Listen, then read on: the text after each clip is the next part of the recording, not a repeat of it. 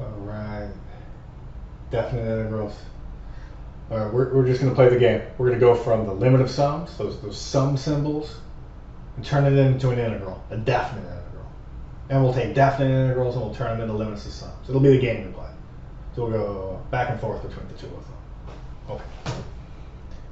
First one, we're going to be expressing the limit of sums as an integral. So we're going to take the limit of our sums, and I imagine many of us know, we're like, oh, I know there's a limit and a weird sum thingy and a delta x, and it's some integral or antiderivative.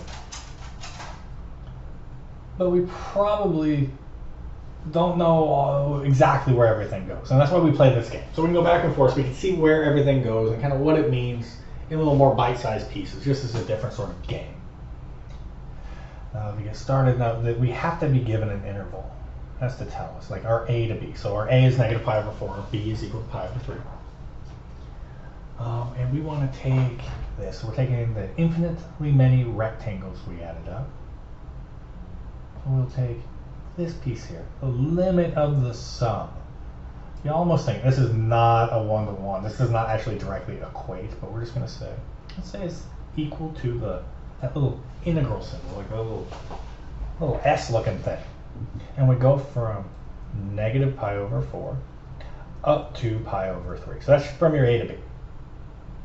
Now, and again, that in yellow, that doesn't directly mean that. It just happens to be that that's going to be the change that we have.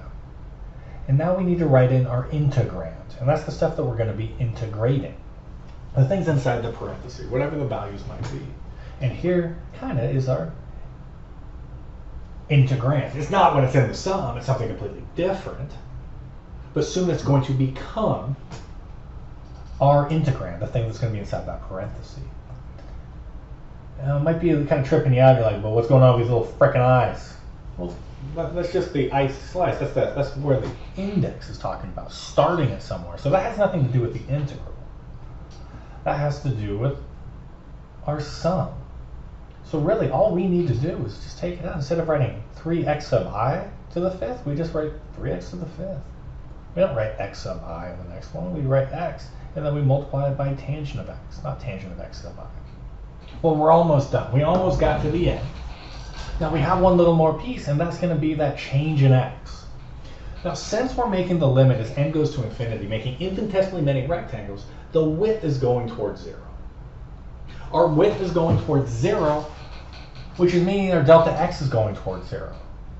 And we have this special thing we write, and we need to have it at the end, and it tells us, it says dx, that's like the differential of x.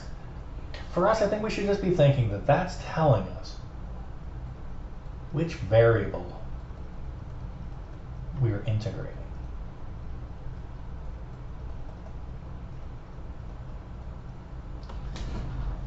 For now, there's more meaning to this. If you get into differential equations and play around with other shit, you're going to see that there's a meaning, things move around. But for right now, just think of that dx as just a little placeholder.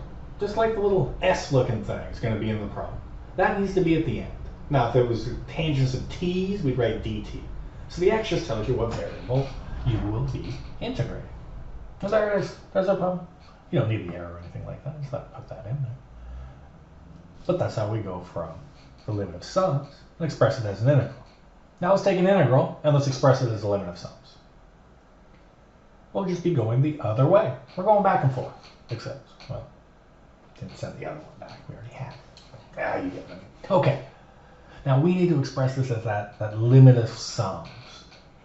So we'll kind of use the same thought process here, that like this little summa symbol, this little, or I don't think it's summa, just whatever, the little freaking integral symbol. I always say summa, and I'm probably wrong. I'm wrong a lot. Don't believe anything I say. Look it up when I say it.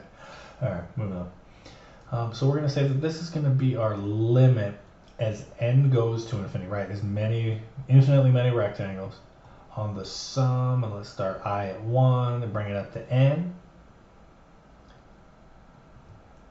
And now we're going to take our integrand, the stuff that we are integrating, and we want to pop it into our sum formula. But remember, we need those particular little points, those, or not particular, the little x sub i's.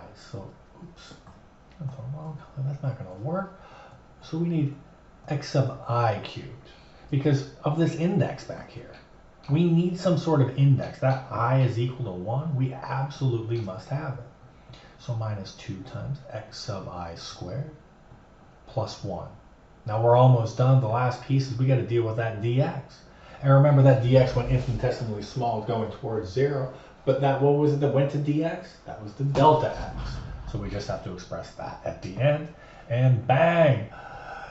You got it. Oh shit! You're so close. So close. The one piece of information that we didn't use yet is the 0 and the 7. We have to say on the what interval we're doing this from.